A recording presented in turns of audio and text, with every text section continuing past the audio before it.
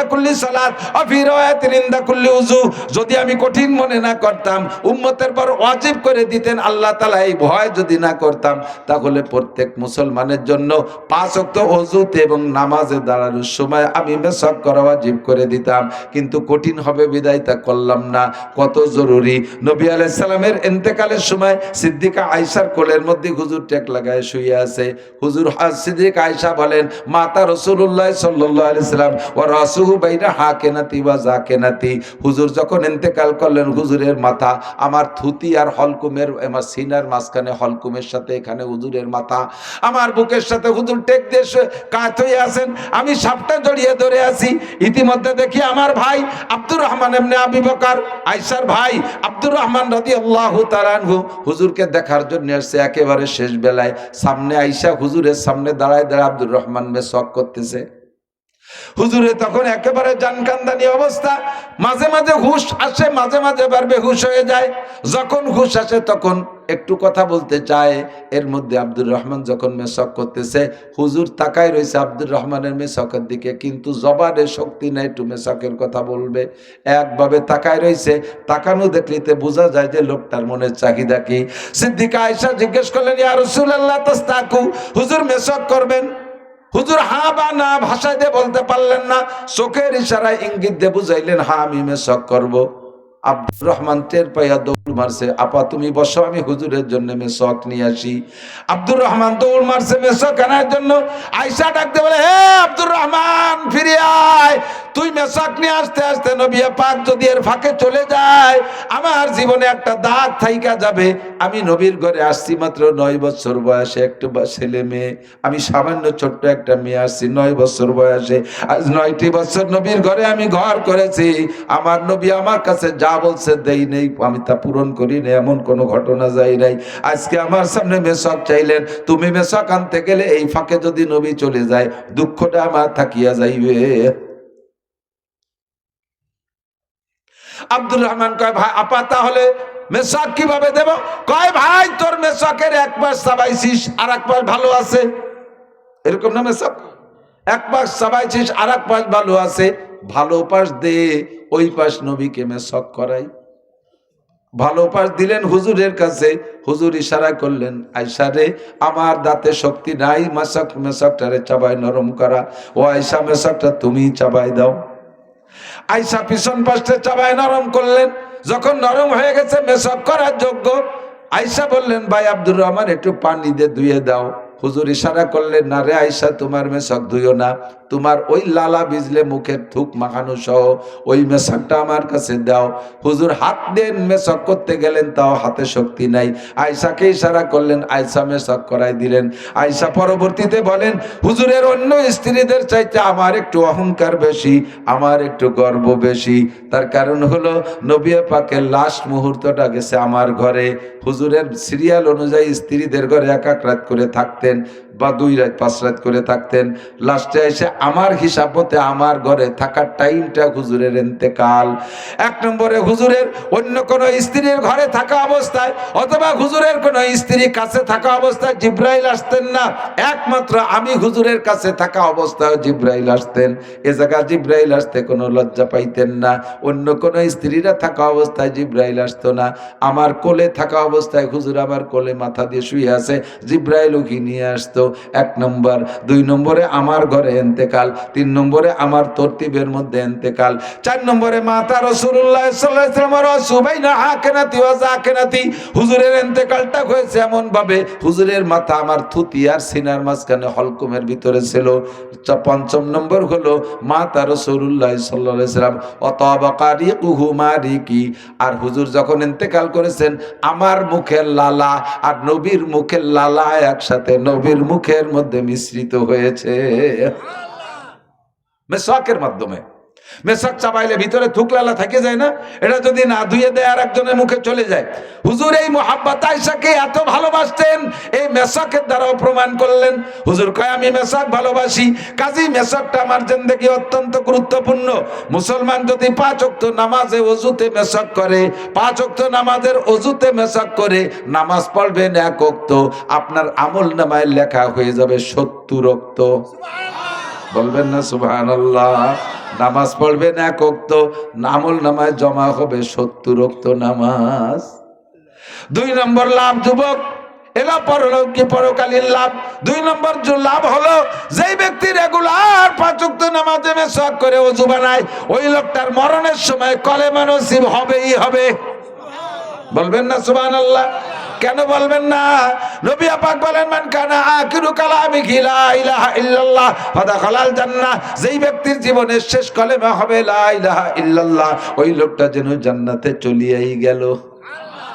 তাহলে মরণের সময় কলেমা নসিব নিশ্চিত করতে হলে মেসওয়াক ব্যবহার করতে হবে। কতক্ষণ? 3 নম্বর লাভ হলো যেই ব্যক্তি রেগুলার 5 ওয়াক্ত নামাজে ওযুতে মেসওয়াক ব্যবহার করে, ওই লোকটার মরণের সময়, মরণের পরে জানা যায় দুনিয়ার কোনো মানুষ যদি নাও আসে, 500 ফেরেশতা তার জানাজার নামাজ পড়ে। এই তিনটে পুরস্কার আমরা পাবো, এটা ইহুদ নাসারারা জানে। মুসলমানদেরকে এই 3টে পুরস্কার থেকে বঞ্চিত করার জন্য সুন্দর করে এগেনস্টে বিরাস ফায়ার করা শিখাইছে। বিরাস বানাই দিছে 1 কোটি টাকা দামের বিরাস, আর 1 লাখ টাকা দামের যদি পেস্ট হয়, এতে 100 বছর দাঁত মাজলে আপনি মেসওয়াকের সুন্নতের নেকি পাবেন না, মেসওয়াকের সওয়াব পাইবেন না। আপনি গাছের ডাল দিয়ে মেসওয়াক করতে হবে। এই সুন্নতের এত লাভ, এটা ওরাও জানে, ইহুদ নাসারারা কোরআন হাদিস জানে। আমাদেরকে এই সুন্নতের লাভের থেকে বঞ্চিত করার জন্য এগেনস্টে বিরাস বানাই দিয়েছে। আর 99% পাবলিকের ঘরে এখন বিরাস আছে, আলেমদের কাছেও বিরাস আছে। কয়জন আলেমের পকেটে মেসওয়াক খুঁজে পাবেন? মেসওয়াকের ইন্টারভিউ নিলে খুঁজে পাওয়া বড় কঠিন। মেসওয়াক পকেটে আছে কয়জন? কয় যেখানে ওযু বানাই সেখানে আছে। তাহলে এখন যে আজকে মাহফিলে এসে ওযু বানাইতে গেছেন, এই জায়গা তো মেসওয়াক নাই, এই একটা ওয়াক্ত আপনার মিস হয়ে গেল। 70 ওয়াক্ত নামাজের থেকে আপনি লস হয়ে গেলেন, বঞ্চিত হয়ে গেলেন। কাজেই ছোট্ট একটা মেসওয়াক আপনার পকেটে বানায় রাখতে পারেন। কয় যে মেসওয়াক পকেটে রাখা একটা ঘৃণার ব্যাপার। মেসওয়াক পকেটে রাখা যদি ঘৃণার ব্যাপার হয়, তাহলে গোল্ড লিপ আর ওই কি কয় ব্যানসন সিগারেটের প্যাকেট রাখা কি সওয়াবের ব্যাপার? এত বড় ব্যানসন সিগারেটের প্যাকেটে জায়গা পাইলো, সাথে আবার ওর মধ্যে গ্যাস সিলিন্ডার একটা গ্যাস সিলিন্ডার একটা ঢুকাইছে, পকেটে জায়গা পাইলো। এত বড় মোবাইল অ্যান্ড্রয়েড সেট একটা জায়গা পাইলো, এরকম মোটা একটা মানি ব্যাগ জায়গা পাইলো। আরো কতটা আছে খুঁজলি পাওয়া যাবে, তার খুঁজতে গেলাম না।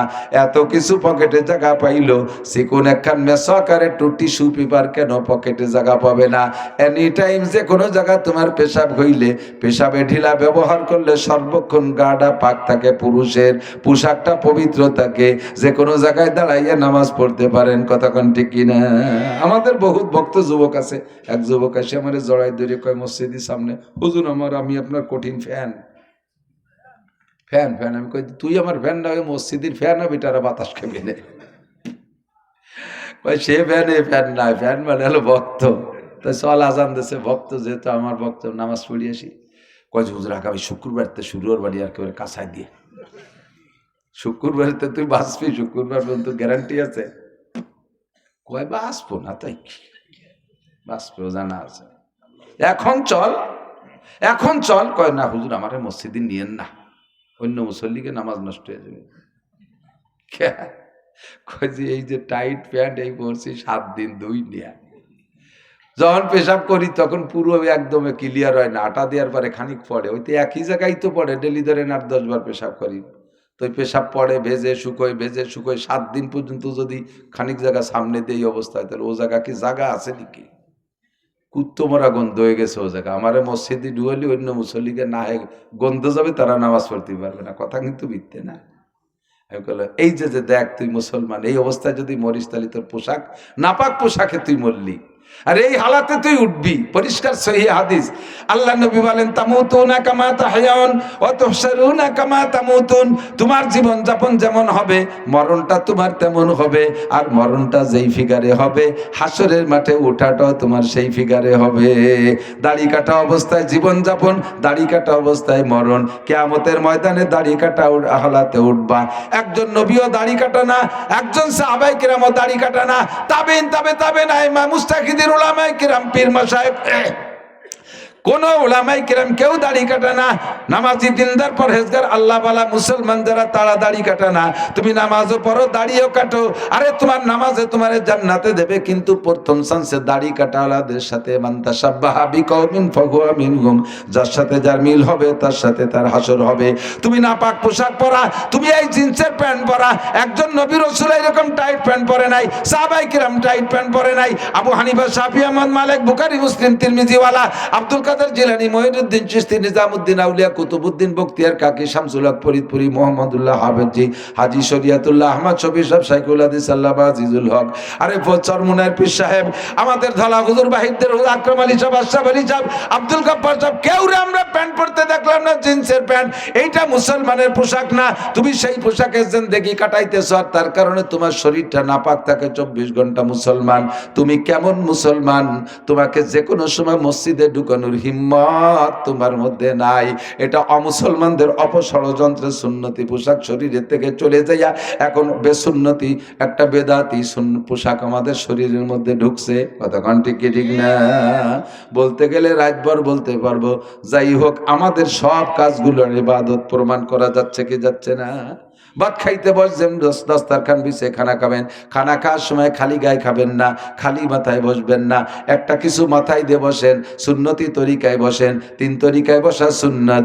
আপনি 3 তরিকার যে কোনো এক তরিকায় বসেন, শুরুটা করবেন আপনি সুন্নতি তরিকায়, শেষ পর্যন্ত ওভাবে না পারলে যেভাবে পারেন সেইভাবে বসবেন। লা ইউকাল্লিফুল্লাহু নাফসান ইল্লা উসাহা, মানুষকে আল্লাহ শক্তির বাহিরে কোনো হুকুম চাপাই দেন নাই। এর মোটা হয় 3 তরিকা কি কি বসার: 2 হাঁটু খাড়া করে, 2 হাঁটু উঠাইয়া, আর 2 হাঁটু বিছাইয়া আত্মায়তুর মতো, আর একটা হলে 1 পা পাছার নিচে দিয়ে আর 1 পা খাড়া করে। আর এইরকম বড় বুড়িয়ালা মানুষ যদি হয়, তাহলে এই 3 তরিকার 1 তরিকায় থাকতে পারবে কিছুক্ষণ? 2 হাঁটু উঠাইয়া ভাষা তলে এখন ভিড়িয়ে দিয়ে যদি বসে, ওরা পেটে ঠেলি সিট করে ফেলে দেবে না? আর আত্মায়ত শুরুতে তো বসতে পারবে না, মোটা মানুষ রানে টাইট হয়ে যায়, কষ্ট হয়। শুরুটা করেন মাত্র 10 সেকেন্ড। ফেরেশতাদের স্বভাব হলো ওরা শুরুটা দেখে ওইটা ভিডিও করে নিয়ে জমা দেয়, আর শেষটা দেখে, শুরু আর শেষ দেখে। কাজেই শুরুটা ভালো। রাত্রে শোয়ার সময় সে গেলে একটু কই যাই না কেন, রাত্রে শোয়ার সময় আপনি সুন্নতি তরিকায় শোন। আমার দিক তাকান, আমার দিক। আমি যেভাবে ভাজে আছি না, এই যে আমি কানে হাত দিছি, এইভাবে যদি উত্তর দিক মাথায় দিয়ে শুয়ে পড়ি, আরবি লেখে ডাইন দিক দিয়ে না, আমরা কিবলা দিক ফিরলে ডাইন উত্তর দিক না, আমি ডাইন কাতে এভাবে শুয়ে পড়লে দেখেন আমার বডির মধ্যে মোহাম্মদ শব্দ লেখা হয়েছে। মাথা মিম, এই কেনুর এইটা দিয়ে একটা ভাজ, হা, পাশার এই মোলটা আর একটা মিম, হাঁটুর নিচে দাল, বলছে না? মিম হা মিম দাল মোহাম্মদ। আমি ডান কাতে মোহাম্মদী ফিগারে শুইছি, ফেরেশতারা এটা ভিডিও করে নিয়ে আল্লাহ দেখো, আল্লাহ শুয়া কারে কয়, একেবারে কেমন যেন মোহাম্মদ শুয়ে রয়েছে। এরপরে কিছুক্ষণ পর ঘুমাই গেলি কি ওইভাবে সবসময় থাকা যায় নাকি? গড়ি হবেন, উবত হবেন, শীত হবেন, বুট হবেন, ফেরেশতারা তুই জাফারি করি বেড়াকে, লুঙ্গি গলায় পেঁচা গেছে, প্যান্ট কাটার নিচে চলে গেছে, ও ফেরেশতারা লেখবে না, শুরুটা লেখেন নিয়েছিল। আবার শোয়ার থেকে ঘুমের থেকে উঠিয়া সুন্দরভাবে কাপড় চোপড় টান টান করে দোয়াটা পড়বেন, আলহামদুলিল্লাহিল্লাযী আহইয়ানা বাদামা আমাতানা ওয়া ইলাইহিন নুশুর। খালি ইবাদত। আরে একটু হিসাব করলে, একটু খেয়াল করলে ইবাদত ছাড়া তো আমি দেখি না। খানা খাবেন ইবাদত, পায়খানা ইবাদত, স্ত্রীর কাছে যাবেন, রাতভর স্ত্রী নিয়ে আনন্দ করবেন। হাদিসে আসছে স্বামী স্ত্রী যখন বাচ্চাদেরকে আলাদা করে দিয়া নির্জন কক্ষে যাইয়া একে অপরের দিকে চেহারার দিকে তাকায়, বয়সী হোক আর অল্প বয়সী হোক, স্বামী স্ত্রী নির্জন হওয়ার পরে আল্লাহ পাক ভিতরে হালাত পরিবর্তন করে দেয়। একে অপরের চেহারার দিকে তাকাইলে তাকায় মুস্কি মুস্কি হাসাহাসি করে দুইজনে। এবার যায় সর্বপ্রথম হাতে হাত দিয়ে মুসাফা করবেন স্বামী স্ত্রী। আগে হাতে হাত দেবেন, অন্য জায়গা না, হাত দিয়ে মুসাফা করে একটা ঝাঁকি দেবেন, হাতের থেকে সগীরা গুনাহ ঝরে পড়ে যাবে। এরপরে স্বামী স্ত্রী মোহাব্বতের সাথে কোলাকুলি করবেন। যখন কোলাকুলিতে দুইজন গলা জড়িয়ে ধরবেন, যে বয়স বুড়ো হলে লজ্জাতে আর কুটি কুটি হয়ে যাচ্ছে, বুঝতেছে না কিছু। আমরা তো কোলাকুলি যখন করবেন, দুনিয়ার কত জায়গা কোলাকুলি করলেন, স্বামী স্ত্রী কোলাকুলি যখন করবেন, তখন রহমতের ফেরেশতাদেরকে আল্লাহ বলে ওই দুইজনের নূরের পর্দাতে ঘিরে দাও। আর ওই দুইজন ওই হালাতে ফজর পর্যন্ত যা করে না করে তোরা ফিরেও তাকাবি না। আর একদিক ফিরে দুইজনের আমল নামায় সারা রাত নফল নামাজ লিখবি। বউ নিয়ে আনন্দ করবা, নফল নামাজের নেকি। শর্ত হলো ঈশার নামাজটা জামাতে পড়া আবার ফজরের নামাজটা জামাতে পড়ার নিয়ত করে রাত্রে আনন্দ করবেন, এটাও আপনার আমলনামায় নেকি। স্বামী স্ত্রী মিলনের আগে একটা দোয়া পড়বেন, আল্লাহুম্মা জান্নিবনা শায়াতিন ওয়া জান্নিবিশ শায়াতিনা ফীমা রাযাকতানা। মানুষে যখন স্বামী স্ত্রী মিলনে যায় তখন বদমাশ জিনও তার সাথে স্ত্রীর সাথে স্বামীর পক্ষে স্বামীর সাথে স্ত্রীর সাথে মিলন করে। ওই মিলনের ভিতর দিয়ে যদি শয়তান প্রাধান্য পায়, শয়তান যদি প্রাধান্যতা পেয়ে যায়, আপনি যদি দোয়া কালাম না পড়েন, তাহলে আপনার যে সন্তান আসতেছে গর্ভে, ওই সন্তানের উপরে শয়তানের প্রভাব বিস্তার করে। আস্তে আস্তে সন্তানটাও নাশেজ হয়ে যায়, শয়তানি করতে শুরু করে, সেও শয়তান মার্কা হয়ে যায়। এই জন্য নবী পাক দোয়া শিখাই দিয়েছে, ওই জায়গা পড়বা আল্লাহুম্মা জান্নিবনা শায়াতিন, আল্লাহ আমাদেরকে শয়তানের জান্নিবনা শায়াতিন ওয়া জান্নিবিশ শায়াতিনা ফীমা রাযাকতানা, আমাদেরকে শয়তান থেকে বাঁচাও, আর আমাদের যে সন্তান দিতে যাচ্ছ সন্তানটারও শয়তানের প্রভাব থেকে বাঁচাও। এ জায়গা আপনার বস্তা ভরা নেকি। ধান কাটবেন, মাঠে যে বিসমিল্লাহকে শুরু করবেন, আলহামদুলিল্লাহ বলে কাটা শেষ করে চলে আসবেন। পুরো ধান কাটাটা ইবাদত হবে, পুরো ধান কাটা ইবাদত হবে। ও যুবক, স্কুল কলেজ ইউনিভার্সিটিতে পড়ো, তোমার এই কাজগুলো ইবাদত হবে। পড়ালেখা প্রত্যেকটা হরফে হরফে নেকি পাইবা। আমার বানানো কথা না, আমি যুক্তিবাদী, যুক্তি দিয়ে বলছি তা না। বিশ্ব নবী বলেন, কাম্মিন আমালিন ইউতাসাওয়ারু বিসূরাতিন আমালিদ দুনিয়া সুম্মা ইয়াসিরু মিন আমালিল আখিরাহ বিহুসনিন নিয়াত। অনেক কাজ দেখতে দুনিয়ার কাজ মনে হয়, নিছক দুনিয়া, এর মধ্যে কোনো সন্দেহ নাই। একটু বুঝেন, কেউ কি আইএ পাস করে আখিরাতে জান্নাতে যাওয়ার আশায়? বুঝে নাই?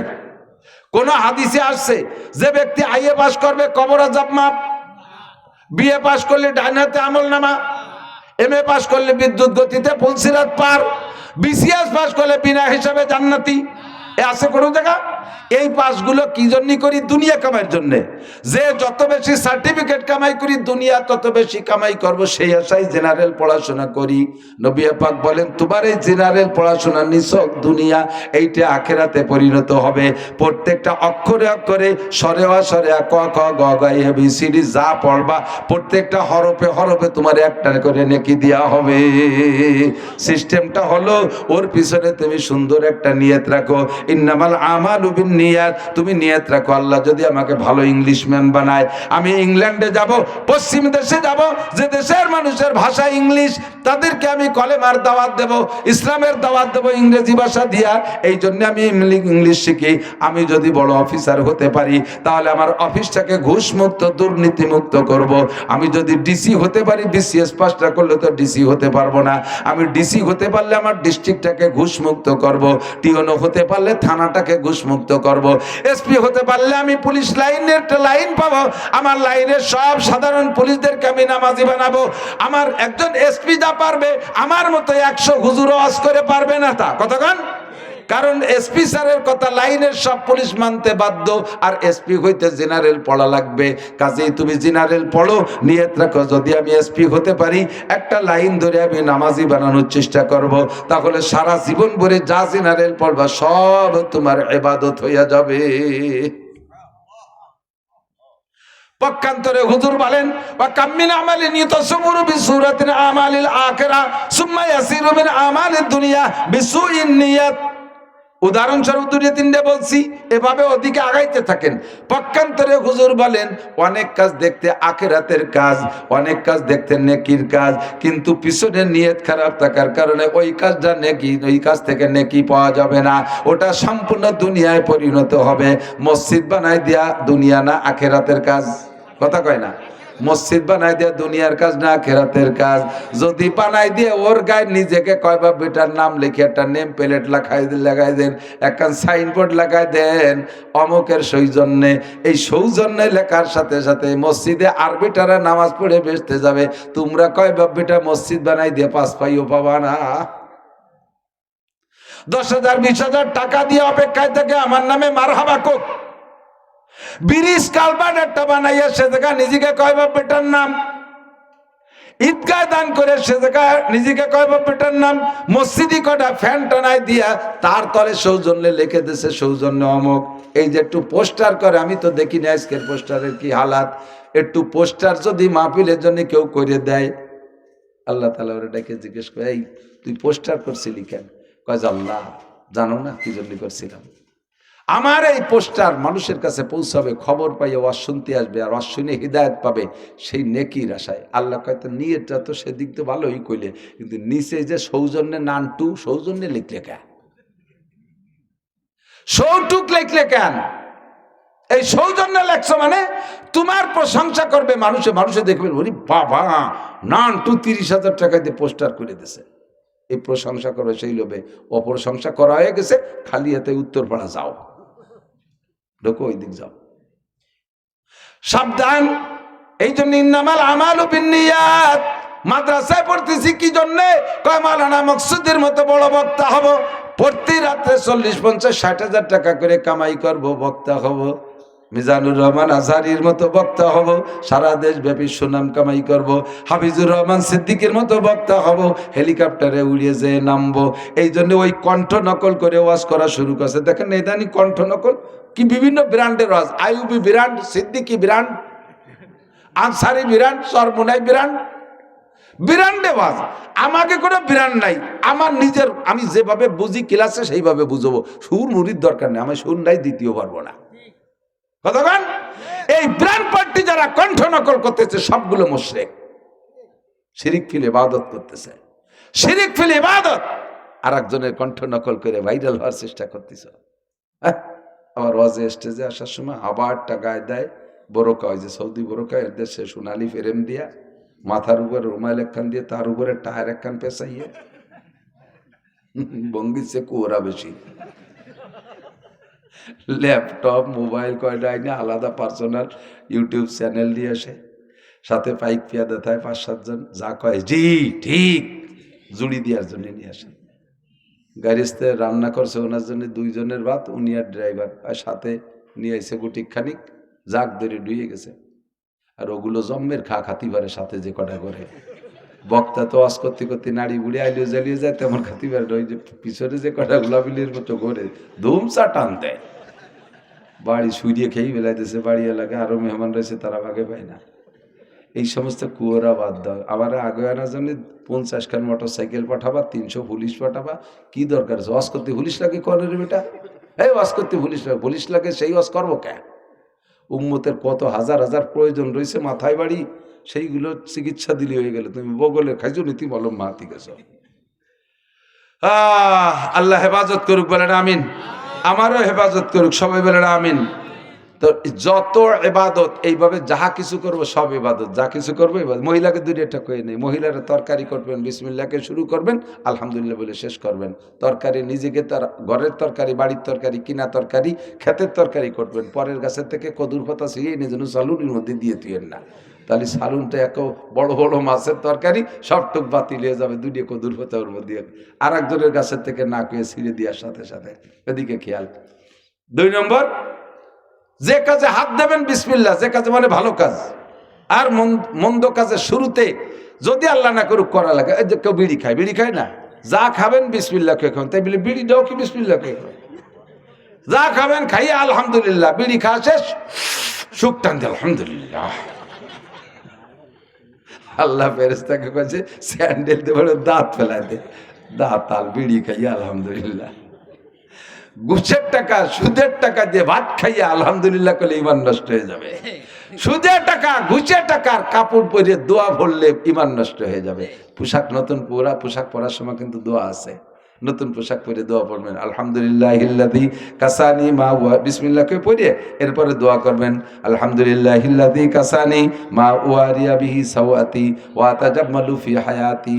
কিন্তু যেই কোন একজনের কেস পরিচালনা করে দিয়েছেন, সে আপনারে খুশি হইয়ে একটা প্যান্ট শার্ট দিল বা একটা পাঞ্জাবি দিল, খুশি হইয়া তার কেস পরিচালনা করছেন, এই প্যান্ট শার্ট পাঞ্জাবিটা ঘুষির পাঞ্জাবি, এইটা ভরে দোয়া পড়লে আপনার ইমান শেষ, ইমান নষ্ট হয়ে যাবে। হারাম টাকা দান করে নেকির আশা করলে ইমান নষ্ট হবে। ওই রকম হারাম জিনিস বিসমিল্লাহ করে খাইলে আর খাইয়ে আলহামদুলিল্লাহ পড়লে ইমান নষ্ট হয়ে যাবে। এই জন্য পড়ছি হাদিস, কি ওই ছোট্ট বাচ্চা পড়ছে, ওর হাদিসটা নিয়ে আমি খুতবা বানাইছি, আখলিস দীনাকা ইয়াকফিকাল আমালুল কলিল, তোমার ইমানকে খাঁটি করো, অল্প আমলই নাজাতের জন্য যথেষ্ট হইবে। ছোট্ট মানুষ, ছোট্ট হাদিস, কিন্তু বিশাল কথা। মনে রাখবেন, যারা লেখাপড়া জানেন, শিক্ষিত, তারা বুঝবেন। পরীক্ষা দিচ্ছেন না জিন্দেগিতে, পরীক্ষার প্রশ্ন যদি ছোট হয়, প্রশ্ন যদি ছোট হয়, অ্যান্সার বড় হয়। অ্যান্সার বোঝার জন্যই বলি, প্রশ্নটা এনে লাগছে একটুকির মধ্যে লেগেছে, এই বইতে যাহা কিছু আছে সব লিখে দাও। প্রশ্ন তো কটুক একটুক না, লিখতে 6 মাস লাগবে না। প্রশ্ন একটু, উত্তর বইরে বই। আর প্রশ্ন যদি বড় হয়, উত্তর ছোট হয়। যেমন পুরো বইটা প্রশ্নপত্রে উঠাইতেছে, দিয়ে নিচে লিখে দিতেছে এই ইহা ইহা সত্য না মিথ্যা। সত্য কলি সত্য, মিথ্যা হলি এক কথায় উত্তর হয়ে গেছে। বইরে বই তো ওদের প্রশ্নের মধ্যে চলে এসে। এভাবে মনে রাখবেন, হাদিস যদি ছোট হয়, ওর পেটের মধ্যে জাগা মেলা বড়। হাদিস ছোট, আখলিস দীনাকা ইয়াকফিকাল আমালুল কালিল, তোমার ঈমানকে খাঁটি করো, অল্প আমলই নাজাতের জন্য যথেষ্ট হইবে। কেন বললেন ঈমান রে খাঁটি করো? মুমিনের মায়ের হলো ঈমানের উপরে বড় মায়ের, ঈমানের উপরে বড় মায়ের। কথায় কথায় ঈমান চইলা যায়। কচুর পাতার পানি যেমন দেখবেন টলটল করতেছে গোল্লা কইরা, একটু হালকা বাতাস লাগলে সম্পূর্ণ পড়ে যায়, একটুও থাকে না। ঈমানও এরকম। একটু আগে বলতেছিলাম, এদিক পোলা পানে দেখবেন বেলুন কেনে, বেলুন কেনে না, বেলুন কিনে ফুয়াইয়া এক করে গোল করে ফেলে, হাওয়া ঢুকাইয়া।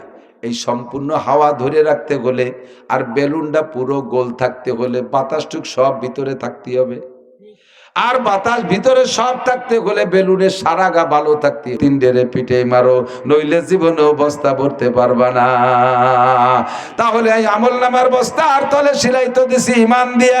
ইঁদুর আবার কি কয়? 1 নম্বরে শিরিক, 1 নম্বরে শিরিক, বড় বিলে ইঁদুর। 2 নম্বরে কুফর, এইটা হলো ডোয়ার মধ্যে মাইটে ইঁদুর। 3 নম্বরে বেদাত, এইটা হলো শৈল ইঁদুর। শৈল ইঁদুর, এই যে শৈল ইঁদুর খেতা কাপড়ের মধ্যে থাকে, টের পাওয়া যায় না ইঁদুর নাকি। আবার দেয় যে কোনায় দিয়ে লেফের কোনায় দিয়ে 2 কেজি বার হয়ে নিয়ে গেছে, ফুটো হইয়া। বই পুস্তকের মধ্যে পেঁচায় রয়েছে, বোঝা যায় না যে বই না ইঁদুর। আবার ঘুষ ঘুষ করে কাটিয়ে শেষ করে ফেলাই দিছে। এবার বেদাত ওইরকম, বেদাত রে বোঝা যায় না এটা ইবাদত না বেদাত। মনে হয় যেন ইবাদত, আসলে ইবাদত না, আসলে ওটা ইবাদত না।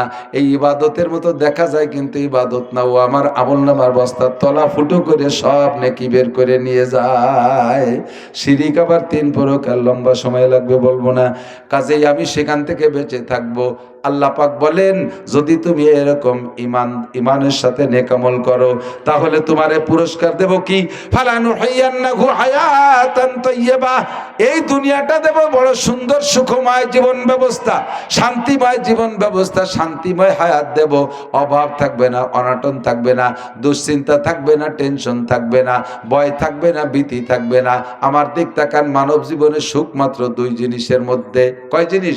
2টা জিনিসের মধ্যে সুখ। 1 নম্বরে পর্যাপ্ত রিজিকের ব্যবস্থা, ক্রয় ক্ষমতার ভিতরে সমস্ত মাল থাকবে। আমার ক্রয় ক্ষমতা আছে আর মালামালও অ্যাভেলেবেল আছে বাজারে, এইটার নাম হলো রিজিক। শুধু রিজিক মানে ধান চাল না, অল এভরিথিং, যা কিছু দরকার এর নাম হলো রিজিক। এইটা যদি পর্যাপ্ত থাকে 1 নম্বর। 2 নম্বরে সব আছে কিন্তু জানমালের নিরাপত্তা নাই, তাও শান্তি না। আমার জানমালের নিরাপত্তা যদি থাকে তাহলে পূর্ণ শান্তি। আল্লাহ পাক বলেন, তোমার রিজিক এবং জানমালের নিরাপত্তা যদি পাইতে হয়, ফালইয়াবুদু রাব্ব হাযাল বাইত আল্লাযী আত'আমাহুম মিন জু'ইন ওয়া আমানাহুম মিন খাউফ, তাহলে এই ঘরের রবের ইবাদত করো। এই ঘর মসজিদের জায়গা নাকি? এই ঘরের রবের ইবাদত করো, কাবার রবের ইবাদত করো, মসজিদের রবের ইবাদত করো। এ মুসলমান, তাহলে আল্লাহ পাক তোমাকে 2টা জিনিস দেবে। তোমার জন্য রিজিকের পর্যাপ্ত ব্যবস্থা করবে, আল্লাযী আত'আমাহুম মিন জু' ওয়া আমানাহুম মিন খাউফ, নিরাপদ বসবাসের ব্যবস্থা করবে। কোটি টাকা ঘরে রেখে দরজা খুলে শুয়ে থাকবা, রাতের বেলা কেউ শালাদুলো বাই কইয়া এসে আক্রমণ করবে না। সুন্দরী মহিলা 10 কিলোমিটার ফাঁকা রাস্তা দিয়ে হেঁটে যাবে, কোন যুবক তার দিকে চোখ উঠায় তাকাইতে পারবে না, কোন যুবক তাকে উত্ত্যক্ত করতে পারবে না। কারণ তার ভিতরে তার আল্লাহর ইবাদত করার কারণে, আল্লাহর ইবাদত করার কারণে তার ঈমানটা পরিষ্কার আছে, তার ভিতরে আল্লাহর ভয় আছে। ওই মেয়েটার সাথে কথা বললে আল্লাহ আমাকে ধরে বসবে, এই ভয়ে তার সাথে বাজে কথা বলবে না। চুরি হবে না, ডাকাতি হবে না, খুনোখুনি হবে না, মারামারি হবে না, পুলিশ লাগবে না, দারোগা লাগবে না, র্যাব লাগবে না, কোবরা লাগবে না, কোর্ট কাছারি কিছুই থাকবে না। মানুষ সুখের সাথে জীবন যাপন করবে। শর্ত হলো নেক আমল করবা ঈমানের সাথে, আর এই ঘরের রবের ইবাদত করো, তোমাকে সব সুখ শান্তির ব্যবস্থা তিনি করে দিবে। এইটা আমরা জীবন ভরে ওয়াজ করি, আপনারা শুনতেছেন, পদ্ধতিতে মোটে আনতে পারতেছি না। এর কারণ হলো